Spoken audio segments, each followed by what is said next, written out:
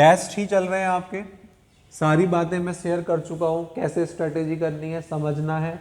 और आपने देखा होगा अगर हम 10 सेंटेंस करते हैं तो उसमें 1-2 सेंटेंस कंडीशनल आ जाता है, ठीक है। वर्बल फ्रेज के कम सेंटेंस आए हुए हैं, ठीक। टेंस का 1-2 सेंटेंस जरूर आता है, वो आपने देख लिया। नाउन्स के अभी तक नहीं आए हैं आपके यहाँ, ठीक है। तो कहने का मतलब जो नियम हमने किए थे उसके भी कुछ ही पार्ट ज़्यादा आ रहा है। ये नहीं कि हमें जो पार्ट नहीं आ रहा है उसको रिवाइज ही ना करें, बस ये गलती मत करना। एग्जाम में टॉपिक लिखे हुए आते हैं कि सारे ग्रामर लिखा हुआ है, तो ग्रामर मीन्स अगर 15 टॉपिक हैं तो 15 टॉपिक आपकी टिप्स पे होने चाहिए। At once fingers and be master of expert. तो आपको अगर आपके 10 क्वेश्चन आएंगे तो आपके 8-9 क्वेश्चन होंगे। लेकिन आपने क्या करा, 10 रूल थे, 3 रूल आपने टिप्स पे हैं आपके, 7 रूल आपने कम रिवाइज करे, बस वहीं गड़बड़ हो जाएगी। तो इसमें ये आपको ध्यान रखना है। तो कंडीशनल सेंटेंस तो ज़्यादातर आते ही आते हैं। हाँ भाई, अब सेंटेंस करते हैं 31। प्लीज आस्क योर सन, अपने लड़के से। अब आस्क का मतलब 2 बातें होती हैं। आस्क का मतलब मैंने आपको एक बात बताई थी कि आस्क के 2 मीनिंग हैं, पूछना, कहना। लेकिन आस्क का ये कैसे कहोगे, ये पूछ रहा है कह रहा है, बड़ा इजी है। एक चीज समझ लो, कहने में क्या होता है, 2 प्लस फर्स्ट फॉर्म चलती है। जब भी आस्क का मतलब कहना होगा वहां 2 प्लस फर्स्ट फॉर्म, जैसे आस्क हिम टू गो, तो उससे पूछने के लिए नहीं होता, यहां पर टू गो आ रहा है, उससे कहो आस्क हिम टू गो, उससे जाने के लिए कहो, पानी लाने के लिए कहो, ठीक है। लेकिन एक आस्क का मतलब पूछना होता है, I ask him his name. अब यहां पर कोई टू नहीं है तो यहां पर पूछना है। तो दोनों के मीनिंग आपको देखो, मैंने शुरू से ही जब भी कभी कोई बच्चा पूछता है सर इस सेंटेंस का सॉल्यूशन, तो मैं उससे ये कहता हूँ बेटा रूल पढ़ो, आप कंसेप्ट पढ़ो, ये मत चेक टेस्ट करो कि सर को कितना आता है या इनका इसका आंसर पता है नहीं पता, उससे आपका कुछ नहीं होना। आप उसके रूल को फॉलो करो, उस रूल को फॉलो करने के बाद आपके माइंड में एक डेवलप होगा, फिर ये आपको हैबिट भी हो जाएगी, आदत पड़ जाएगी, हैबिचुअल ऑफ, ठीक है। तो आपको आदत भी पड़ जाएगी उस चीज़ की कि भाई हाँ हमें ऐसे समझना है चीज़ों को, ठीक है। अब बात कर रहे हैं कि यहाँ पर ये तो मीनिंग आपको मैंने थोड़ा सा ये बता दिया कि इसका पूछना भी होता है, कहना भी होता है। अब मुझे बताइए इसका मीनिंग यहाँ पर क्या है। Please ask your son to turn, क्या कह रहे हैं, टू टर्न। तो टू टर्न का मतलब यानी कि ये तो कहने की सेंस में, तो यहाँ पर जो अंडरलाइन दिया है वो टर्न ऑफ। देखो जब भी OFF होता है उसका मीनिंग 99.9% बंद करना होता है, बंद करना। लेकिन क्या यहाँ पर मीनिंग बंद करना ही है। प्लीज आस्क योर सन, कृपया अपने लड़के से कहिए to turn off the radio, radio को बंद कर दे या कुछ और कर दे, वो क्या सेंस है आगे देखें। सो दैट, जिससे कि it is not quite so loud, जिससे कि बहुत ज्यादा शोर ना हो।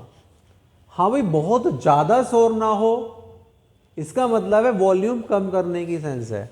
तो जो वॉल्यूम कम करने की सेंस है वो टर्न अप नहीं है, टर्न डाउन है, down the volume. Up the volume, up माने ऊपर कर दो, डाउन द वॉल्यूम। और एक टर्न डाउन का मतलब रिजेक्ट करना भी होता है, 2 मीनिंग है इसके, रिफ्यूज या रिजेक्ट, ठीक। Turn down, he turn down my request. लेकिन यहां टर्न ऑफ की जगह डाउन आएगा। मैं कहूँ डाउन द वॉल्यूम ही कह दूं, केवल down the volume, it means उसकी वॉल्यूम कम कर दो जिससे कि ज्यादा शोर ना हो, ठीक है। और स्विच ऑफ स्विच ऑन तो आपको पता ही है। तो डाउन वाला ऑप्शन देख लें कौन सा है इसमें, डाउन वाला ऑप्शन सी था, तो आपका आंसर सी हो जाएगा। 32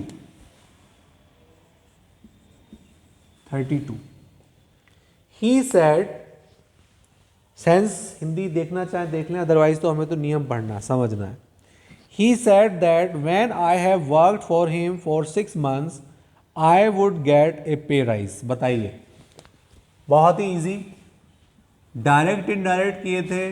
सेड जब यहां पास्ट होता था तो आगे हम इज एम आर का वाजवर करते थे, कैन का कुड, शैल का शुड, अगर प्रेजेंट इंडेफिनिट होता तो पास्ट इंडेफिनिट करते थे, हैज हैव का है। तो देखो यहाँ पर लिखा है जो इन्होंने अंडरलाइन किया है, आई हैव वर्कड। ये क्योंकि ये पास्ट है तो ये गलती कौन से रूल की हो गई, डायरेक्ट इनडायरेक्ट। अब मैं ये हमारा 32वां सेंटेंस चल रहा है, अभी तक मेरे ख्याल से डायरेक्ट इनडायरेक्ट की कोई गलती नहीं आई थी।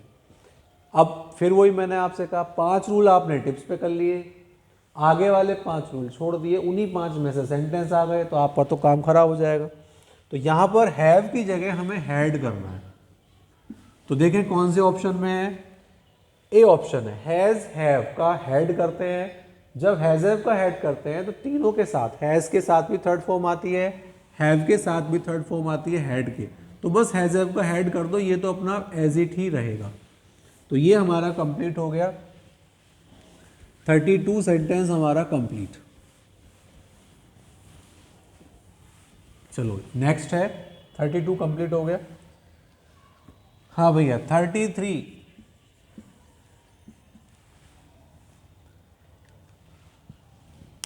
हाँ भैया, I am looking forward to joining your organisation.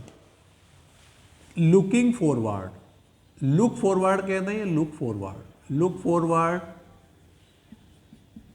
With a view to, ठीक, बी यूज्ड टू, और भी ऐसे लगभग 7-8 हैं।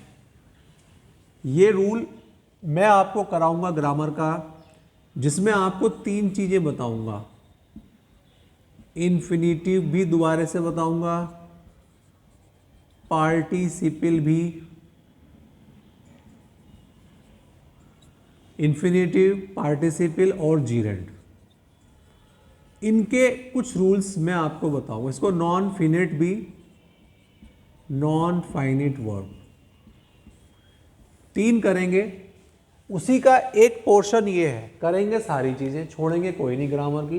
बीच में ग्रामर को मैंने इसलिए ब्रेक दिया था क्योंकि वोकैबलरी बहुत ही ज़्यादा, 10-10 नंबर के सिनोनिम, 10-10 नंबर के एंटोनिम, इडियम्स बहुत ज़्यादा आती हैं, और ग्रामर के रूल में से बहुत ज़्यादा टफ नहीं आता।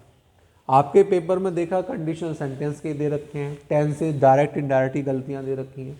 तो इनके संग क्या है, इनके साथ तीनों के साथ आपने एक बात देखी, टू आ रहा है, तो जो भी वर्ब आएगी इनके बाद रूल ये है उसमें आईएनजी लगाएंगे, और ये तो बहुत ज़्यादा है ये वाला, और विद अ व्यू टू तो बहुत ज़्यादा आया हुआ है। लुक फॉरवर्ड टू का मतलब होता है एक्सपेक्ट करना, पॉजिटिवली एक्सपेक्ट करना, आगे की तरफ देखना, फॉरवर्ड आगे, बैकवर्ड पीछे, बैकवर्ड नहीं देखना, आगे पॉजिटिवली सोचना है, ऑप्टिमिस्ट की सेंस आती है ना। जैसे देखें, आई एम लुकिंग फॉरवर्ड, मैं इच्छा कर रहा हूँ, देख रहा हूँ, टू ज्वाइनिंग योर ऑर्गेनाइजेशन, आपके ऑर्गेनाइजेशन को मैं ज्वाइन कर रहा हूँ, तो ज्वाइनिंग लिखा है, आईएनजी लगा हुआ है, इट मीन सेंटेंस राइट है, क्लियर। तो इसमें जो इम्प्रूवमेंट जो है, non improvement sentence, no improvement यानी कि डी ऑप्शन आएगा इसका, 33 का डी। अब मैं आपको केवल ये भी तो बता सकता था कि 33 सेंटेंस लिखो, ये सेंटेंस का ऑप्शन ये है, लेकिन उससे कुछ भी नहीं होना आपका, उससे आपको कोई फायदा। इसके साथ साथ मुझे रिवीजन भी नहीं कराना पड़ेगा अलग से सेपरेट आपको। रूल की सारे रूल होने के बावजूद भी कभी कभी गलतियां होती हैं बच्चों से, क्यों, प्रैक्टिस नहीं होती, लैक ऑफ प्रैक्टिस, ठीक। हाँ भाई, ये सेंटेंस आपका लुकिंग फॉरवर्ड हो गया। 34 सेंटेंस, 34 पढ़े। आई एम नॉट श्योर, मुझे पक्का नहीं है, विश्वास नहीं, वाई शी इज वांटिंग, इसमें लिखा है she is wanting, wanting, wanting, she is wanting के नीचे अंडरलाइन कर दिया। शायद मैंने आपको एक रूल बताया होगा, शायद नहीं, कोई दिक्कत नहीं है, मैं आपसे फिर कह रहा हूं, कुछ चीजें रह जाती हैं, वो कब आती हैं, जब सेंटेंस सामने आता है, वो यानी कि बहुत ज़्यादा रह जाएगा, मतलब 1-2% ऐसी चीज़ें होती है जब स्ट्राइक जब भी करती है जब वो सेंटेंस सामने आता है। तो आज आपका एक नियम पूरा रिवाइज करा रहा हूँ, रूल एक रिवाइज कराता हूँ आपका। जैसे आउन है, पजेस है, बिलोंग है, अंडरस्टैंड है, थिंक है, बिलीव है, हैव है, रखने के लिए, रखने के लिए, और एक है नो, ये भी कई बार आया हुआ है। आउन माने भी रखना होता है, पजेस माने भी रखना होता है, बिलोंग माने संबंध होना या रखना। ये जो मैं वर्ब लिख रहा हूं, अंडरस्टैंड समझना, थिंक माने सोचना, बिलीव माने यकीन करना, हैव माने रखना। जैसे मेरे पास एक किताब है तो उसकी translation I have a book होती है, ठीक। मेरे पास एक किताब थी, आई हैड अ बुक, ये इस तरीके से होती है। नो माने तो जानना है, तो ये रूल ये हुआ, इसमें वांट भी है, आप वांट,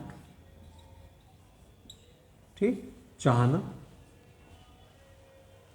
तो ये जो होता है, और एक और भी है, अपीयर, सीम, लुक। तीनों का मतलब यहां पर प्रतीत होना है। अभी आई एम लुकिंग फॉरवर्ड, आप कह लोगे सर उसमें तो आई, लेकिन वो लुकिंग फॉरवर्ड पूरा सेम एक अलग था। आगे की तरफ देखना, यहां पर प्रतीत होना है। ये वाले वर्ड भी बहुत अच्छे हैं। इन सब के साथ एक रूल है। अब आप कहोगे सर वहां नहीं बताया आपने, यहाँ ऐसा होता है, हर चीज एक साथ नहीं बताई जाती। अब सेंटेंस आपने देखा तो उसके साथ हमें, तो इसमें क्या होता है, इनके साथ आईएनजी नहीं आता है।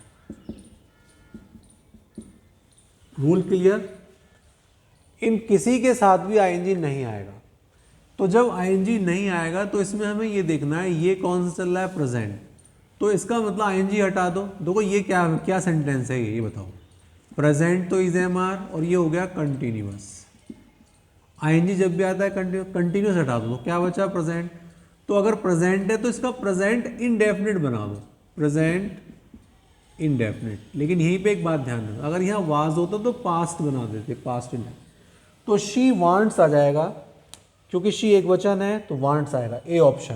क्लियर?